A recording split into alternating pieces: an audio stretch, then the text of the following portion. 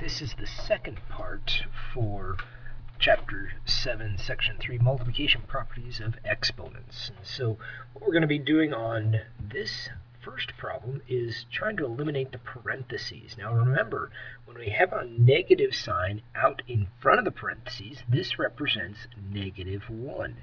And it's being multiplied by this expression. Now, when I rewrite this, when I see a 3 without an exponent, I can use an exponent of 1.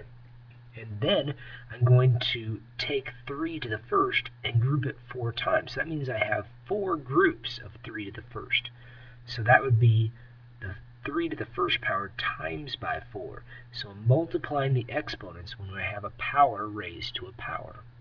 Same thing with the x's. I've got 4 groups of x to the 4th. So that's going to be x to the 4th times by 4.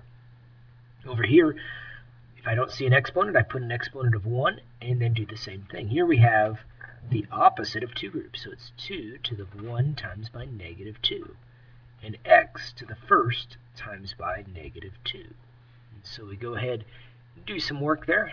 We can go ahead and bring down this negative sign so we don't forget that, the -1. And then here we have times by 3 to the 4th power. And then we've got an x to the 16th power. We've got a 2 to the -2nd power and an x to the -2nd power.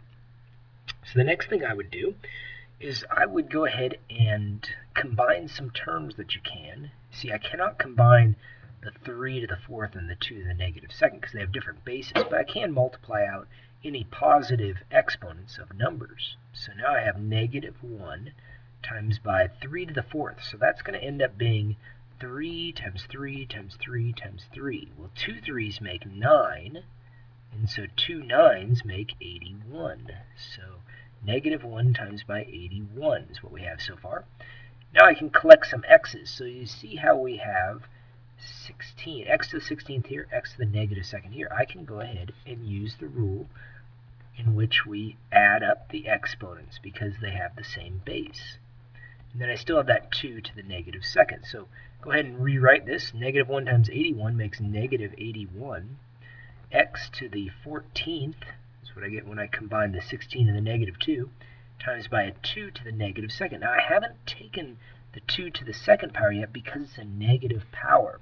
So what I'm going to do now is treat this as a fraction and take the reciprocal of any negative exponents. So all I did in the beginning was simplify it down so I had less bases. And now once I've done that and I have negative exponents, I'll go ahead and rewrite it with positive exponents. So -81 x to the 14th. That does not change. What does change, though, is the 2 to the -2nd is now on the bottom. That makes 2 to the 2nd, which if I go ahead and multiply that stuff out, -81 x to the 14th all over 4 is what we get. And that is reduced. Well, taking a look at the next one, same sort of thing. Guess not as difficult as this one. Here we have no coefficients, no negative signs on the outside. So here we have 2 groups of what's inside the parentheses. So I'm going to take a to the 2nd times it by 2. B to the 3rd times it by 2. So whatever the exponent is on the outside gets multiplied by both exponents inside. Same thing here. Here we have a to the 3rd, but the opposite of 4 groups of it. B to the 1st, remember if there's no exponent, it's 1, times by -4. So it's just that exponent on the outside gets multiplied by the exponents inside. We do that work, we've got a to the 4th, b to the 6th, a to the -12th, and a b to the -4th power.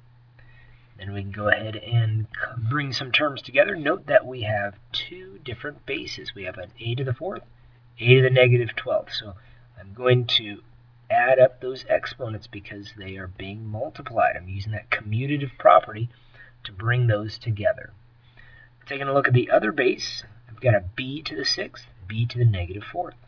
So keep that base the same and add up those exponents. So we'll see what we have left over. So here we have an a to the -8th power, and we have a b to the 2nd power. So what we're going to do from that point is take the reciprocal of any negative exponents. Treat this as a fraction And we see we have some negative exponents here, so we're going to take their reciprocal. And when we do that, we're left with the answer, b to the second all over a to the 8th power. And that is our answer. Well, a couple more problems to try here. So we have another instance where we have some coefficients in front of the variables. If we don't see any exponents on the terms or in any of the parts, like here I didn't see an exponent, I'll put 1. Here I don't see an exponent, I put 1. Same thing here. And then all I'm going to do is multiply out these exponents and do the same thing on this. So I'm going to do that as my first step this time to show you how fast these problems can go. So this is 1 times negative 2, which makes negative 2. So x, keep the base the same, multiply the exponents. So negative 4. Y, base stays the same. 3 times negative 2 makes negative 6. Do the same thing here. So this is a negative 2. Keep it in parentheses because it's in parentheses to start with. And then multiply out the exponents. Makes 3. X to the 3rd power and a y to the 6th power. So now we can use the commutative property and start moving some terms around. So let's go ahead and take all the numbers and bring those next to each other. Now notice I'm not going to take the exponent and multiply out the 3's because I have negative exponents. I don't multiply out numbers unless they are positive exponents. But I'll do that in the next step here. So I'm just showing you how I'm using that commutative property. Combining the x's together. So negative 4 plus positive 3. Combine the y's together, negative 6 plus 6. So from this point, now I'm going to go ahead and move some negative exponents and then also collect a little bit further. So I'll move the negative exponents in the next step, but I will go ahead and multiply out anything that I can. So I can't multiply out these 3's yet, but I can multiply out these 2's. Now this would be negative 2, negative 2, and negative 2. So you notice how there's an odd number of negatives, and that would be negative 8. And then here I have x to the negative 1st power and a y to the 0 power. These two 6's cancel out. So now I'll go ahead and treat this as a fraction. Move any of those negative exponents. So here's a negative exponent, here's a negative exponent. They just move to the other spot in the fraction, and anything to the 0 power makes 1. So let's see what's left over. I've got negative 8 on top. Down below, I've got a 3 to the 2nd power and x to the 1st. So again, those exponents change to positive when we switch their location. That's the whole reason for doing that, is to make them as positive exponents. So I go ahead and multiply out the 3's now. That gives me 9, and then I just have an x next to it. And there is our answer. So the whole idea here is to keep the positive exponents where they're at. Negative exponents, take the reciprocal. Once you've got positive exponents, then multiply out the numbers. Same thing on this next problem.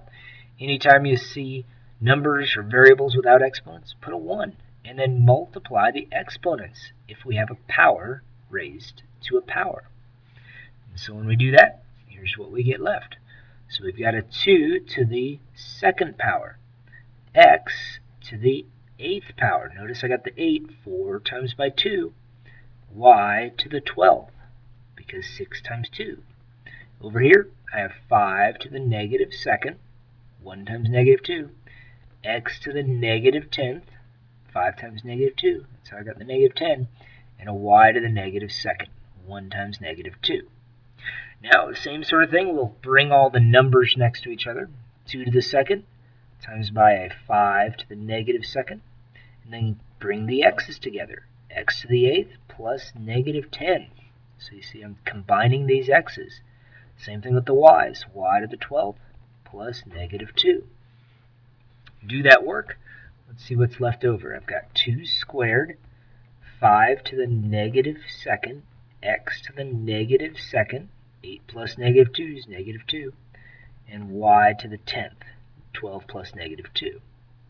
And so from that point, we can go ahead and take the reciprocal of any negative exponents. So I've got 2 sets here. The 5, the base 5 has a negative exponent, and the base x has a negative exponent. And so when I do that, I'm still left with that 2 squared on top and the y to the 10th. Down below, I've got the 5 now to the 2nd power and now an x to the 2nd. So notice the exponents change to the opposite sign when you switch their location in the fraction.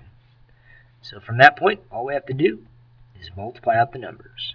2 squared is 4, times y to the 10th over 5 squared is 25, and that makes x squared. And so there is our answer. So there's part 2 of tonight's homework.